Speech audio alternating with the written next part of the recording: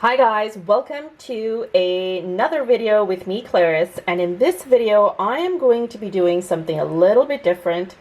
I am going to be using my Karin brush markers, Deco brush, and they are metallics. These beauties I purchased or I got from my Stationery Pal haul. For those of you who've seen the video, I got a ton of goodies from Stationery Pal. And I did do a giveaway for back to school, and I was experimenting with these brushes and I thought they were really cool. I recorded a video twice now and both of them sort of got corrupted, so this is my third go at showing you guys just how good these markers are. I'm giving it a third go because I think it's totally worth it, and I think you guys would love this for all you crafters and all you calligraphers out there. Now for this video I'm going to be using my black watercolor paper by Legion, just because these markers work on black watercolor paper, guys. Like, it's so exciting. So here we go. These are all paintings that I've done on this channel, on my YouTube channel, so if you like any of these you should definitely go check it out. I'm just trying to find a sheet that is blank. Oh, here's where I had swatched these brushes. Here's the second video I did and it didn't really pan out, so here we go. Third time's a charm. Now before we begin, I'm just going to quickly rattle off the names of the colors that I have. So I've got metallic light green, I believe this is metallic copper, metallic pink, and metallic violet, and we are ready to begin. Okay, so we are ready to begin. What I'm also going to keep handy while with these guys are my brushes. I'm just going to keep the number 6 and possibly my miniature number 1. And I'm just going to keep some water handy on the side over here as well. Okay, so these are great for calligraphy and any sort of illustrations that you want to do. So I'm going to use my copper to do a word perhaps, and then we'll do the rest to do some nice delicate florals or something around it. So here we go. The brush looks like this. It is nice and bendy, that's why it's called a brush marker, and it smudges, not smudges, gives you a lot of color. So it's like literally like you're using a brush laden with water or color. So here we go. Let's do exactly like what I did in the first one here. Let's do gratitude. So I'm just gonna spell this out.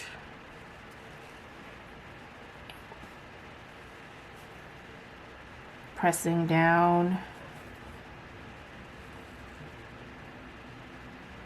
Pressing down as we go downward, and then going lighter on the strokes as we go upward. And you can see as I am pressing down, it really gives me a ton of color out.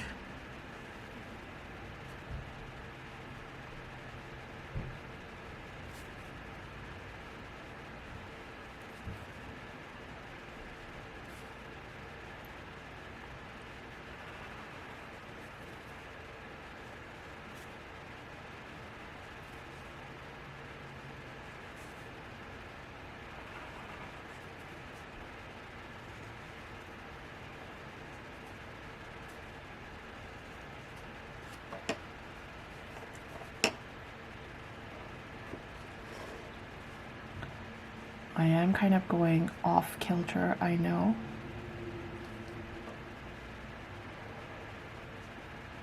But I am just demoing, so we're not looking for perfection here. It's kind of like a swirl.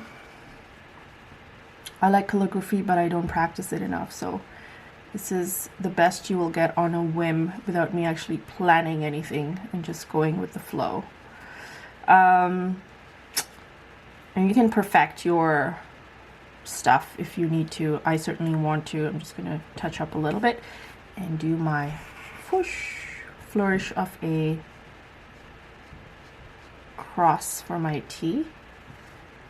And just perfecting this guy here. And by perfecting, I just mean making it a tad better.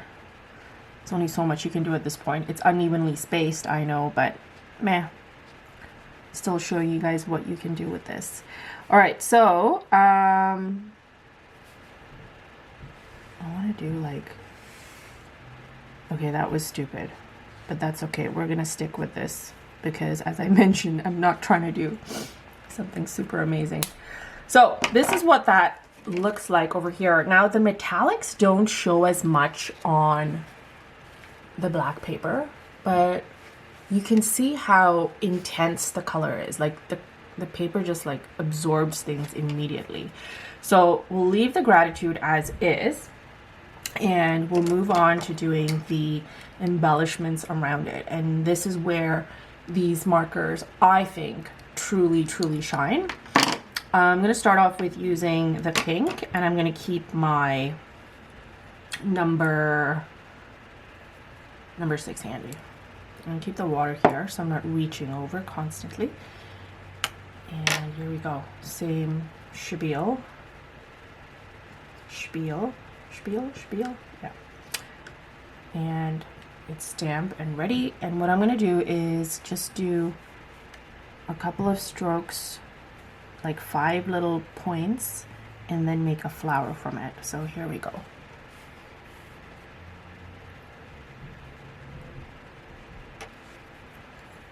And then immediately I want to go in and blend this. And isn't that amazing how it just sort of blends in with everything? And now this is a really cool technique too. You can go back in and enhance certain areas and just like add an extra color. How cool is that while it is damp? So it's almost kind of like using watercolor, but you're using markers. Like, look at that. Pretty, right? I'm gonna do it one more time. Let's do it. I'm actually gonna zoom in this time, just to make sure that you can see it better.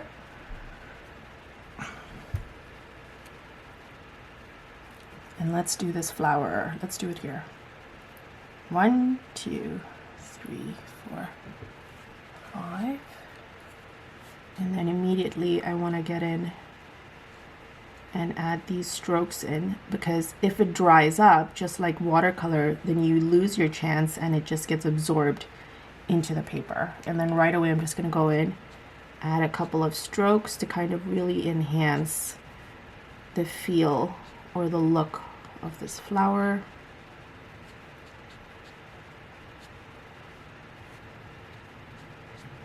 And these are just so fun to do. 1, 2, 3, 4. Do I only have 4 here? That's okay. Just add one more. So I'm going to re-record how I did this guy here, just so you can see better, and we can go from there. So again, I'm going to start off with taking some purple, and I'm going to add 1, 2, 3, 4, 5, and then immediately going in with my brush, and I am creating these petals for my purple flower.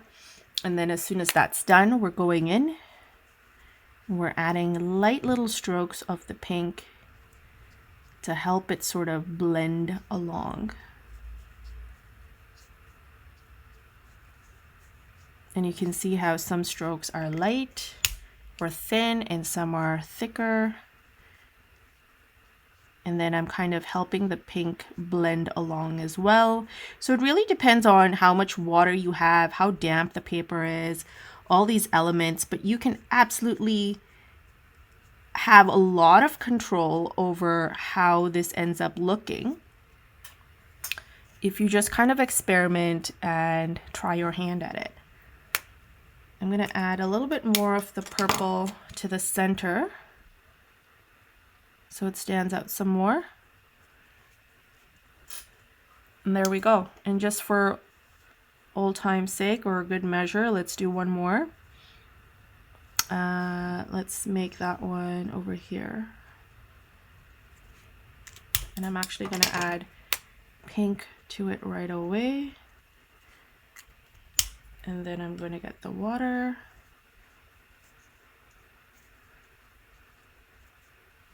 And then blending it in right away. So you can see how it gives you like some nice cool effects. So going in at the tops so that it's not too dark at the very, very top. Just adding some color so it gives the flowers some shape. And then you have an idea of where the petals are and such. And that's it. You can just go ahead and enhance and add a couple of like berry kind of elements around just to sort of make it look fluffier or like there's more stuff happening. Or you can just use your brush and whatever's left over, you can also do the little dots or, you know, the fluffing elements that I like to call. Now, the same way is how you can work in some leaves. So I'm just taking my green and you can just sort of do one really big leaf. Take your brush before it gets dry and add in leaf extensions all around.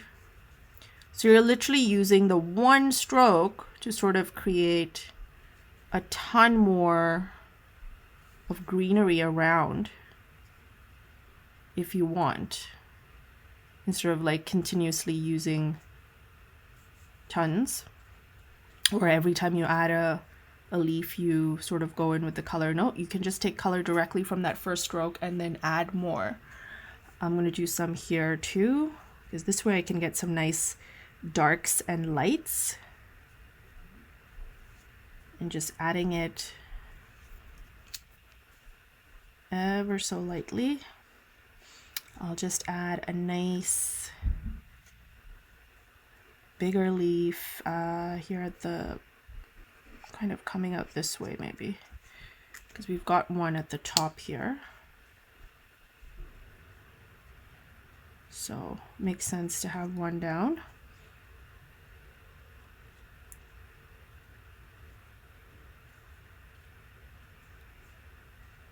And that's really all there is to it. I love the fact that these are metallic, but they're not super overpowering on the black watercolor paper. They give you a bit of fun and flexibility in terms of actually working them into your artwork like you would watercolor. And yeah, lastly, for the centers, you can just take the copper and just add that, or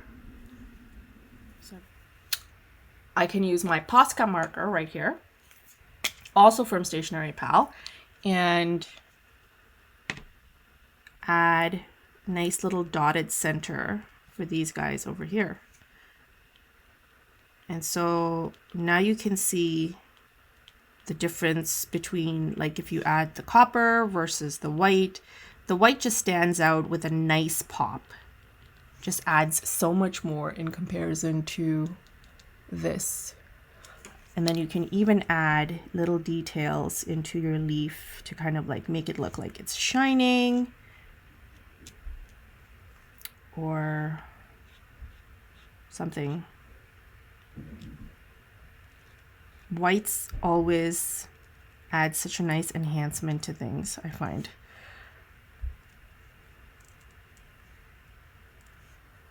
Like, look at that, how it just kind of opens up in comparison here. Like, you can even do a little bit of white detail within the petals. Maybe you could even use gouache if you don't have a pen. But I do suggest checking out this pen, including the brush markers. I've listed all the links below, and there is a discount code for you as well. So if you are interested, check it out and try it out. And I would love to see what you guys do and what you come up with and how you can get creative with this. There's just so much fun to be had.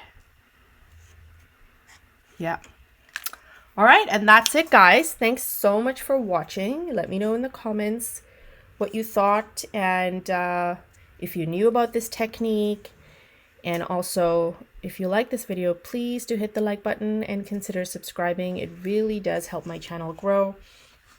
And please do follow me on Instagram and Facebook as well, so that I can see how you make do with these markers and what you come up with yourself. All right, thanks guys so much for watching, and we'll chat soon. Bye.